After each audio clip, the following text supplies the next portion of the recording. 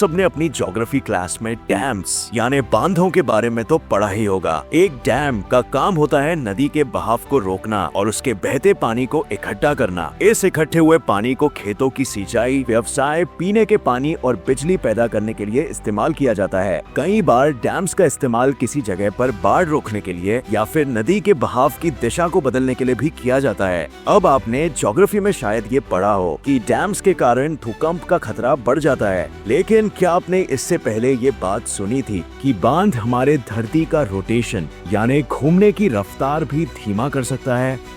डरिए मत फ्रेंड्स, अगर आपको नहीं पता था तो आप एक ऐसे इकलौते इंसान नहीं हो जो कि ज्यादातर लोगों को अंदाजा भी नहीं होता। पर इस घटना का जीता जागता सबूत हमें कहीं और से नहीं बल्कि अपने ही पड़ोसी देश चाइना में मिलेगा। चीन का थ्री गॉर्जियस डैम जो कि दुनिया के सबसे विशाल डैम्स में से एक है। मगर आखिर कैसे ये बांध जो कि पृथ्वी की तुलना में काफी छोटा है उसकी गति धीमी कर रहा है? वजह जानने के लिए बिल्कुल बने रहिए मेरे साथ इस वीडियो के अंत तक, ताकि आपको भी ये पता चल सके कि एक डैम में कितना दम होता है। चाइना सिर्फ दुनिया की सबसे विशाल आबादी के लिए ही नहीं बल्कि दुनिया के सबसे बड़े डैम्स के लिए भी मशहूर है, और इन सब बांधों का बाप है चाइना की यांगत्से नदी पर स्थापित किया गया द थ्री गॉर्जियस डैम। अगर आपको पता नहीं है तो यांगत्से नदी एशिया की सबसे लंबी नदी है और दुनिया की तीसरी सबसे लंबी नदी। इस पे खड़ा थ्री गॉर्जियस डैम बिजली उत्पादन की क्षमता के हिसाब से दुनिया का सबसे बड़ा डैम है।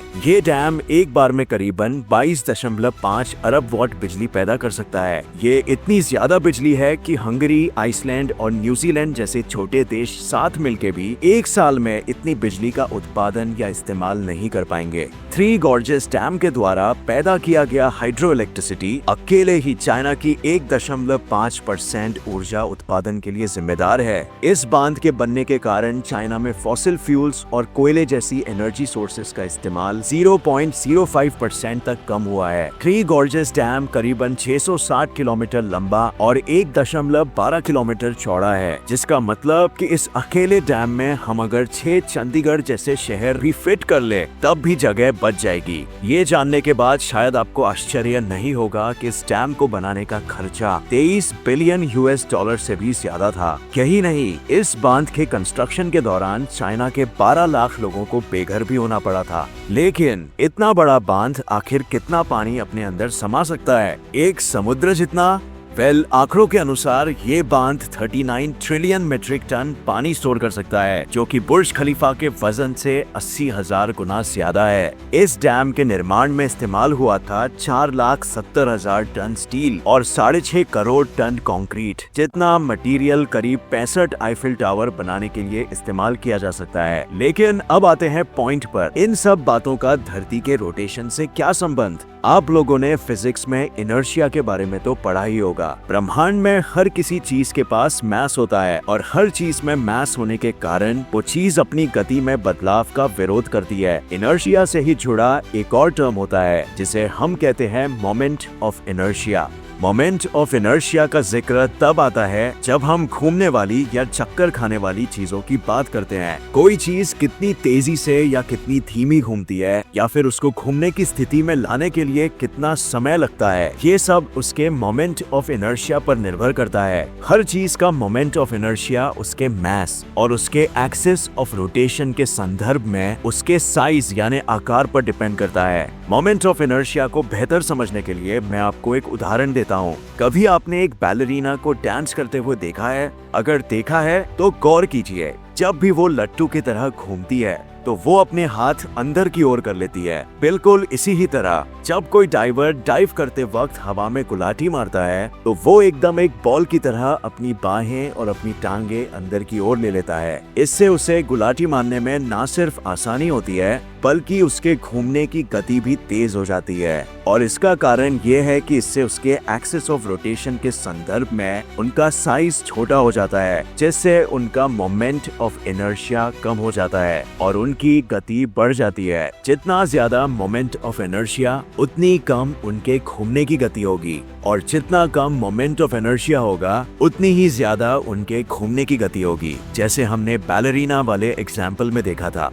हमारी धरती भी अपने एक्सेस में रोटेट करती है और धरती का मास उसके ऊपर बनाई गई चीजें जैसे इमारतों पर भी निर्भर करता है। जितनी बड़ी वो इमारत होगी उतना ही हमारी धरती का साइज भी बढ़ेगा, बिल्कुल जैसे किसी बैलरीना के हाथ बाहर की तरफ निकले हो। लेकिन शायद धरती के वास्तविक साइज के मुकाबले उसका साइज ज्यादा ना बढ़े, लेकिन थोड़ा तो जरूर बढ़ेगा। अब अगर हम थ्री गॉर्जेस जैसा एक डैम खड़ा कर दें जो कि ना सिर्फ वजन में ही भारी भरकम हो बल्कि विशाल भी हो, तो क्या धरती के मोमेंट ऑफ इनर्शिया पर भी असर पड़ेगा? वेल, अब आप बिल्कुल सही दिशा में सोच रहे हो। ऐसी बड़ी इमारत के कारण धरती का मोमेंट ऑफ इनर्शिया बढ़ेगा, जिससे उसके घूमने की गति धीमी हो जाएगी। लेकिन अब सवाल आता है कि कितनी धीमी? धरती के रोटेशन के कारण हमारा हर दिन 24 घंटों का होता है, यानी कि 86,400 सेकेंड्स। लेकिन अगर हम थ्री गॉर्जेस डैम के होने वाले प्रभाव की बात करें तो कैलकुलेशंस के अनुसार हमारा हर दिन करीबन 60 नैनो सेकेंड्स तक बढ़ जाता है, यानी कि आज से कुछ 500 मिलियन साल बाद ये समय जुड़ते जुड़ते 4 घंटों में तब्दील हो जाएगा और 3 बिलियन साल बाद एक एक्स्ट्रा दिन में। और अगर तब तक हमारी धरती जिंदा रही और उस पर इंसान जिंदा रहे और उन्हें इस डैम के बारे में जानकारी हुई तो शायद इस एक्स्ट्रा दिन को थ्री गॉर्जेस डे के नाम से भी मनाया जाए। धरती की गति में इस बांध के कारण सिर्फ हमारा दिन ही लंबा नहीं होता बल्कि हमारे पृथ्वी का एक्सेस भी शिफ्ट होते रहता है। इस शिफ्ट के कारण हमारे नॉर्थ पोल और साउथ पोल रोज 2 सेंटीमीटर शिफ्ट हो रहे हैं। और अब फ्रेंड्स,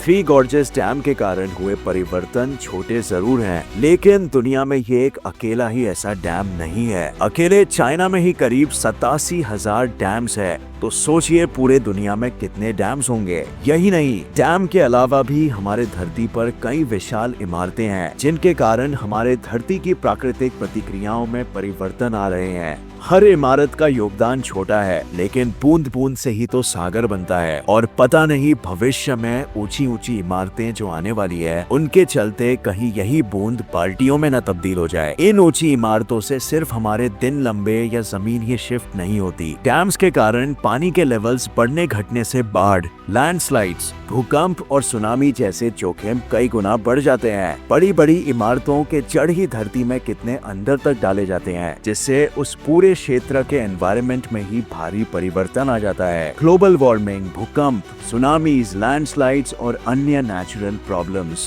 हम इंसानों की ही करनी का फल है। हम ऊंची इमारतें खड़ी तो कर देते हैं, लेकिन हम शायद ये भूल जाते हैं कि हर चीज के दो पहलू होते हैं। अगर किसी चीज के फायदे होते हैं तो उसके कई सारे नुकसान भी होते हैं। जहाँ बढ़ते टेक्नोलॉजी और डेवलपमेंट ने हमारी जिंदगी आसान कर दी है, वही शायद हमारी प्रकृति और पर्यावरण को उसके कारण हानि भी पहुंची है। अगर पृथ्वी के गति जितने बड़े पैमाने पर भी एक इमारत का असर पड़ सकता है, तो एक छोटे पैमाने पर उस इमारत का क्या असर हो रहा होगा। मैं जानता हूँ कि बढ़ती आबादी ने हमारे लिए ज्यादा ऑप्शंस नहीं छोड़े हैं, लेकिन हमें इस बात पर गौर जरूर करना चाहिए और अपने पर्यावरण को बचाने के लिए जितना हो सके योगदान देना चाहिए।